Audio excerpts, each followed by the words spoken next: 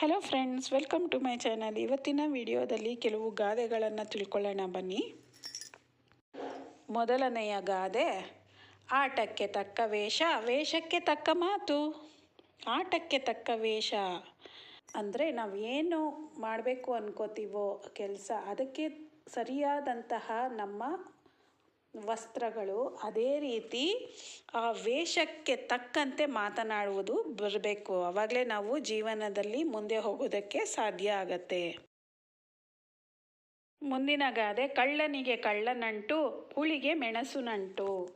ಅಂತಂದರೆ ಕಳ್ಳನಿಗೆ ಯಾವಾಗಲೂ ಕಳ್ಳನೇ ಅವನಿಗೆ ನಂಟಸ್ತಿಕೆ ಇರುತ್ತೆ, ಅವರಿಬ್ಬರು ಜೊತೆಯಾಗಿರ್ತಾರೆ. ಅದೇ ರೀತಿ ಹುಳಿಗೆ ಮೆಣಸು ನಂಟು ಅಂದರೆ ಯಾವಾಗಲೂ ಹುಳಿ ಮತ್ತು ಖಾರ ಒಟ್ಟೊಟ್ಟಿಯಾಗೆ ಇದ್ದರೆ ಅದರದ್ದು ರುಚಿಯೇ ಬೇರೆ ಥರ ಇರುತ್ತೆ, ತುಂಬಾ ಚೆನ್ನಾಗಿರುತ್ತಲ್ವ.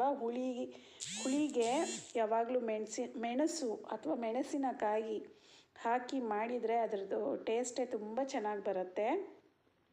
ಯಾವ್ಯಾವುದಕ್ಕೆ ಯಾವ್ಯಾವ ಜೊತೆ ಇರಬೇಕೋ ಹಾಗಿದ್ರೇ ಜೀವನದಲ್ಲಿ ಸ್ವಾರಸ್ಯ ಇರುತ್ತೆ ಅಂತ ಹೇಳೋದಕ್ಕೆ ಈ ಗಾದೆಯನ್ನು ಮಾಡಲಾಗಿದೆ. ಈಗ ಮುಂದಿನ ಗಾದೆ ಯಾವುದು ಅಂತ ನೋಡೋಣ ಬನ್ನಿ. ಉಣ್ಣೋದು ಒಳಕಲ್ ದಪ್ಪ, ಮುರಿಯೋದು ಮೆಣಸಿನಕಾಯಿ ದಪ್ಪ.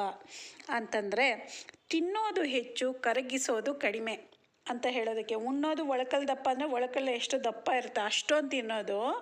ಆದರೆ ಎಕ್ಸಸೈಸ್ ಮಾಡಿ ಅದನ್ನು ಕರಗಿಸೋದು ಎಷ್ಟು, ಮೆಣಸಿನಕಾಯಿ ದಪ್ಪ ಅಷ್ಟೇ ದಪ್ಪ ಅಂದರೆ ತುಂಬ ಕಡಿಮೆ ಕರಗಿಸೋದು.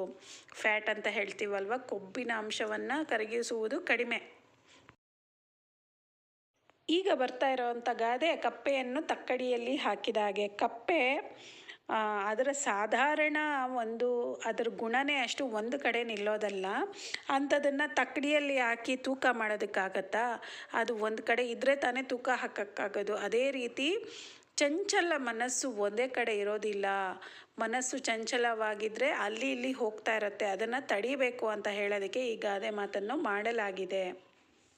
ಈ ಗಾದೆಗಳು ಇಷ್ಟವಾಗಿದೆ ಅನ್ಕೋತೀನಿ. ಈ ಗಾದೆಗಳು ಇಷ್ಟವಾಗಿದ್ದರೆ ನನ್ನ ಚಾನಲ್ನ ಸಬ್ಸ್ಕ್ರೈಬ್ ಮಾಡ್ಕೊಳ್ದೆ ನೋಡ್ತಾ ಇದ್ರೆ ಸಬ್ಸ್ಕ್ರೈಬ್ ಮಾಡ್ಕೊಳ್ಳಿ. ಈ ವಿಡಿಯೋಗೆ ಲೈಕ್ ಕೊಡಿ, ಫ್ಯಾಮಿಲಿ ಫ್ರೆಂಡ್ಸ್ ಜೊತೆ ಶೇರ್ ಮಾಡಿ.